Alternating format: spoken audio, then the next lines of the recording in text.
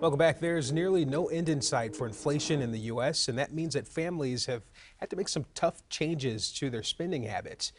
Here to help us figure out how to navigate through this world and make things a little easier for you is Ronnie Thompson. He is a financial advisor with True North Advisors. Thank you for being here with us. Thanks for having me. So this is a problem that seems to be stretching on for such a long time. Are you hearing a lot of people talk about some of the issues that they're seeing just in terms of prices being outrageous? Absolutely, absolutely. I think I work with all walks of life, so I think it's important for people to understand that everybody's feeling the burn.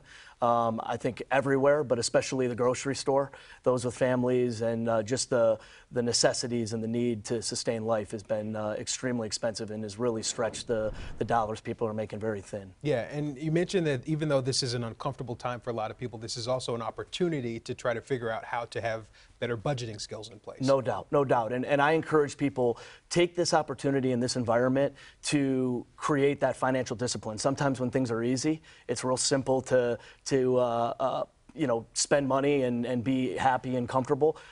So I really talk about four main things that I think are important to bring to people's attention. The first is create a budget. This is the most important financial advice I could give anybody. Is it's very difficult to stay disciplined if you don't have a program in place that you can follow, that you can track the monies you're making and the money's going out. So budgeting is the first and foremost.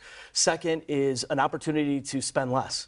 Right, so sit down, look at the budget, what are areas we can cut. This isn't going to last forever. Good times are on the horizon, I think, and so as this starts to sustain, I think cutting some of those expenses. The third is make more money. I think there's opportunities today with rideshare, Uber, Lyft, Uber Eats, these different things that are very flexible for people to make money here and there when they need to make a little additional money.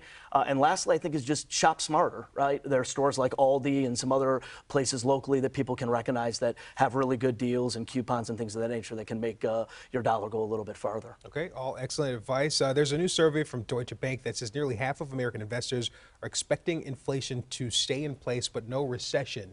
Do you agree with that? What are your thoughts on that? Yeah, I do. I think the one that's really driving this is the Fed, the Federal Reserve, and they've pretty been open and forthright that they're going to keep things kind of stagnant and let things kind of play out. So I think that's correct, that we'll avoid the recession that they've been talking about for the last 18 months.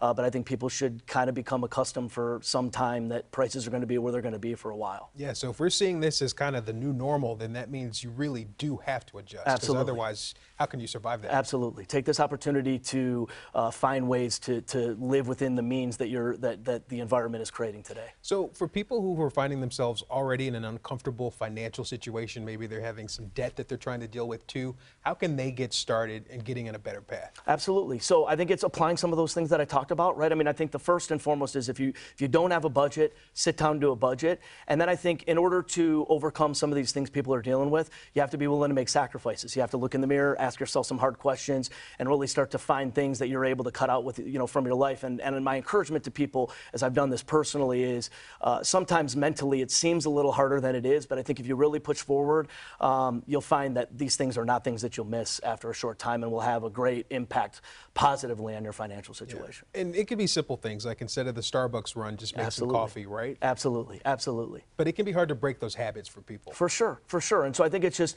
again, in order to come out the other side of something very difficult, it's just buying into really making hard decisions and knowing that sun shines on the other side. So when you sit down with someone and you give them advice, what are some things that they should keep in mind just in terms of budgeting? If they're getting a specific dollar amount for their paycheck, how much of that should they leave over to be able to save? Great question. Great question. So I try to keep it very minimalistic.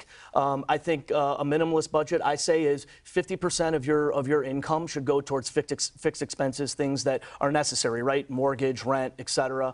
20% should go towards savings, and 30% should be applied to the day-to-day personal things, going out to dinner and things of that nature. So minimalist, to keep it very simple for people, 50% to fixed savings, 30% to having fun, 20% to put money in the bank and saving for a rainy day. All right, excellent plan. Would you say a lot of people would be shocked at how much money they're spending when they go back and look? Even if you just look at lunch for each day, if you calculate how much you're spending at lunch and dinner, that adds up. Absolutely. It's the little things that actually have the biggest impact. So when I work with people going through their budget with them, you find that It's the little things that really matter, and people get very shocked when they actually sit down and navigate that and really come to grips. And that's part of the power of a budget, right, is coming to grips with what's actually happening, because I think most people will be surprised to know what's really going out.